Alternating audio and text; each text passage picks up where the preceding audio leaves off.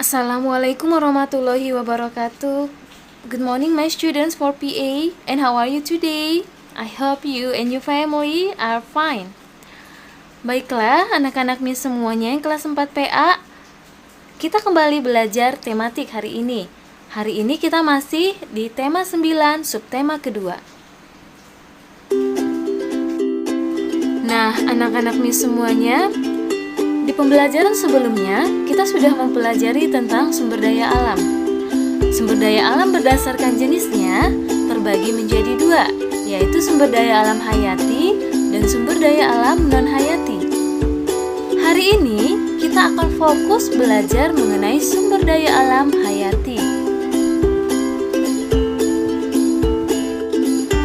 Sumber daya alam hayati adalah segala sesuatu yang ada di alam yang berupa makhluk hidup.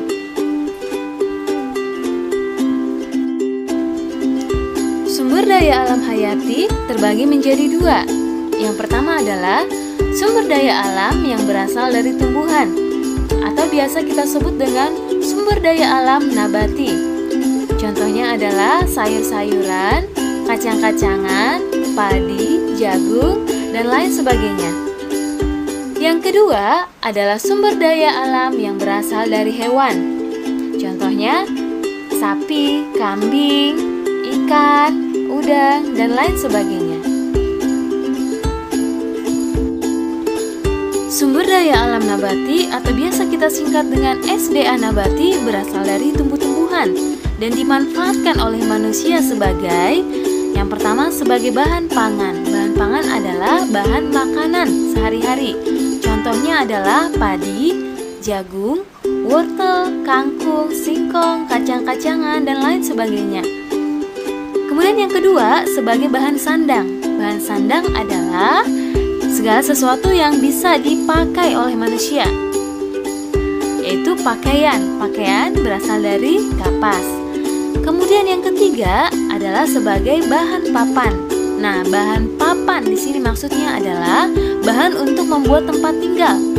Masih banyak rumah-rumah masyarakat sekarang yang masih berbahan dari kayu.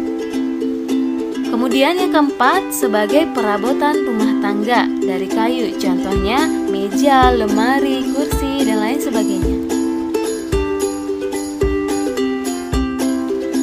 Yang kedua adalah sumber daya alam hewani, atau biasa kita singkat dengan SDA hewani, yaitu berasal dari hewan dan dimanfaatkan oleh manusia sebagai yang pertama sebagai bahan pangan, yaitu sebagai makanan sehari-hari. Contohnya adalah daging kambing, sapi, ikan, udang, dan lain sebagainya. Kemudian sebagai bahan sandang, contohnya adalah pakaian yang terbuat dari kulit hewan. Untuk tugas kalian adalah coba temukan sumber daya alam hayati yang ada di daerah pedesaan. Kemudian, apa-apa saja sumber daya alam hayati yang ada di daerah perkotaan? Kira-kira yang mana yang lebih banyak ditemukan, di daerah pedesaan atau perkotaan? Nah, untuk jawaban kalian tulis di buku tulis kalian, kemudian submit nanti di Google Classroom ya. Dan untuk tugas kalian hari ini cukup yang dua ini saja. Baiklah anak-anak Miss semuanya, terima kasih. Assalamualaikum warahmatullahi wabarakatuh.